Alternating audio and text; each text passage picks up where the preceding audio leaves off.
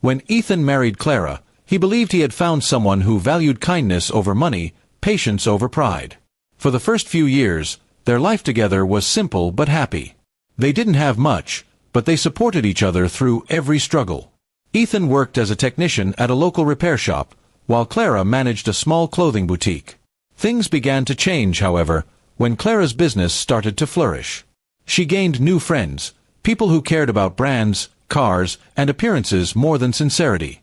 At first, Ethan didn't mind. He was proud of her success and often helped her after his shifts, fixing lights, building shelves, and driving her to meetings. But soon, Clara began treating him differently. She criticized his job, mocked his worn-out clothes, and stopped introducing him proudly as her husband. It hurt him deeply, but he stayed silent, hoping it was just a phase. One evening, Clara invited her new circle of friends over for dinner. Ethan cooked their favorite dishes himself, eager to make a good impression. But when they arrived, they barely acknowledged him. They laughed about expensive trips and luxury brands, while Ethan quietly served the food. At one point, one of the guests asked Clara, jokingly, "So, Clara, does your husband even work, or does he just cook for you?" Clara smirked and replied, "He tries to, but honestly, he's kind of useless when it comes to real success." Her friends burst out laughing. Ethan froze, holding the serving tray. His hands trembled slightly, but he forced a smile. Inside, something cracked. That one word, useless, echoed through him louder than their laughter. After the guests left, Ethan didn't argue. He simply cleaned the table while Clara scrolled through her phone, pretending nothing had happened. That night, Ethan lay awake, staring at the ceiling. 4 years, he had sacrificed his comfort to support her dreams. Now, she treated him as if he were beneath her. It was time to change that, not with anger, but with quiet revenge. Over the next months, Ethan began to focus entirely on himself. He studied late at night, took online courses in electrical engineering, and applied for a better job. Clara barely noticed. She was too busy hosting parties and attending fashion events. When Ethan received a job offer from a major company in another city, he didn't tell her immediately. He simply said he was going for a short training program.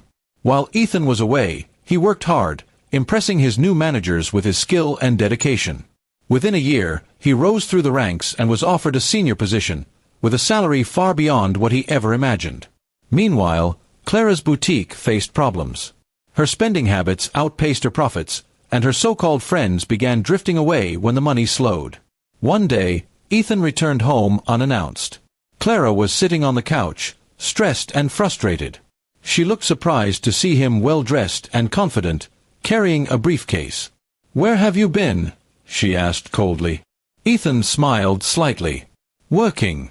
Turns out, the useless guy learned a few useful things." She frowned, not fully understanding what he meant.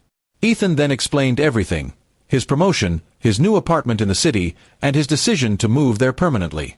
"You mocked me in front of your friends," he said calmly. "You forgot who stood by you when you had nothing." "I'm not angry anymore, Clara. But I've learned that some people only see value when they lose it." For the first time in years, Clara was speechless. She tried to apologize, saying she didn't mean those words. But Ethan just shook his head. "You can't take back what you said," he replied. "I may have been quiet, but I'm not worthless." With that, he left their home, leaving behind the man she had once underestimated. Months later, Ethan was thriving in his new city, respected by his team and living peacefully. He heard through mutual friends that Clara's boutique had shut down and that she was struggling to rebuild her life. Part of him felt sympathy, but he knew she had brought it on herself. One afternoon, as he walked out of his office, he received a message from an unknown number. It was Clara.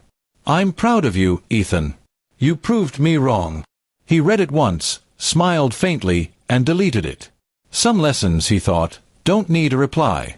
Ethan had learned that true revenge isn't about hurting someone, it's about rising above their expectations.